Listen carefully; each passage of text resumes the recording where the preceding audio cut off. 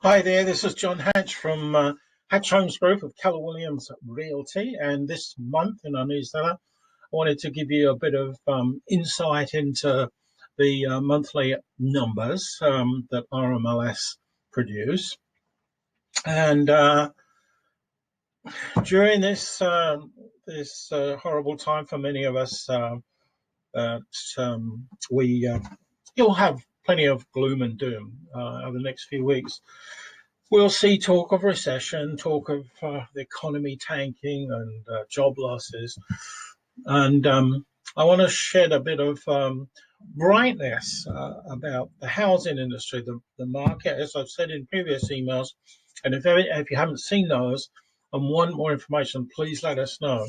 But there are many factors where the situation as far as housing is concerned is vastly different than the last recession, 2008.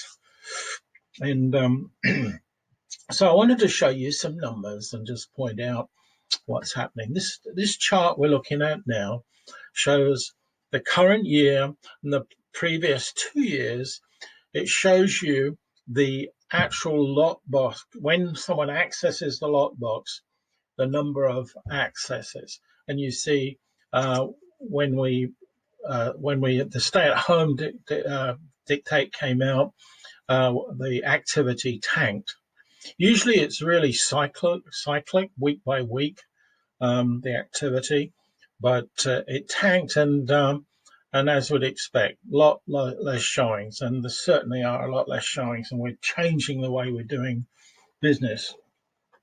Anyway, there is a noticeable uptick in the past week, or over a week now, a significant uptick in lockbox activity.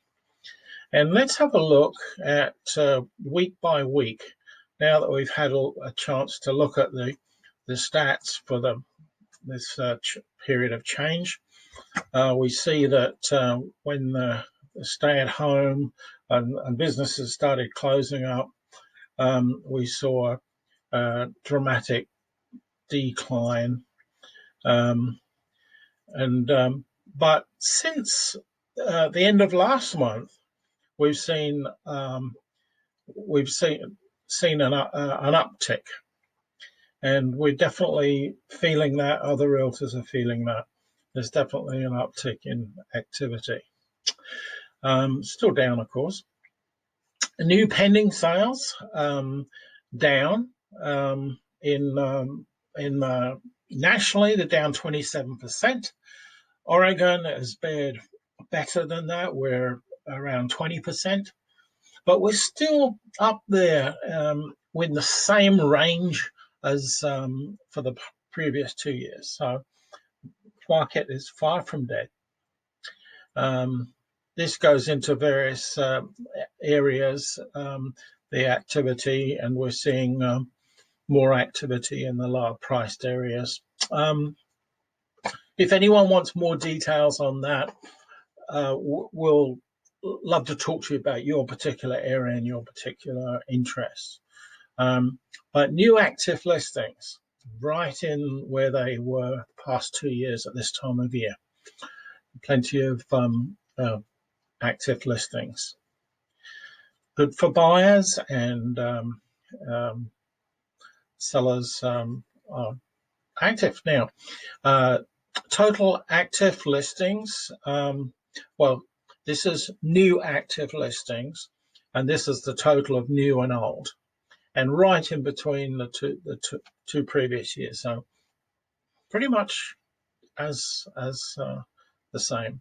And then closed sales, right up there. Actually, we're above last year and right on a par where we were in 2018.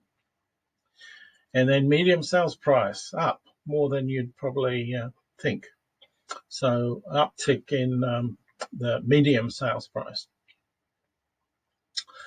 And then the actual inventory, the active compared with the sales. So if we had 10 sales in a month and we had 10 listings, we'd have 1 month of inventory, because it would statistically take a month to sell those. We're at 1.8 and that is right between where we were last year and the year before. Far different from the 12, 13 months of inventory that we had in 2008. And yeah, so by the way, the 1.8, where that compares a balanced market, what we call a balanced market, where we've got, similar number of, we've got equal demand and supply sort of thing.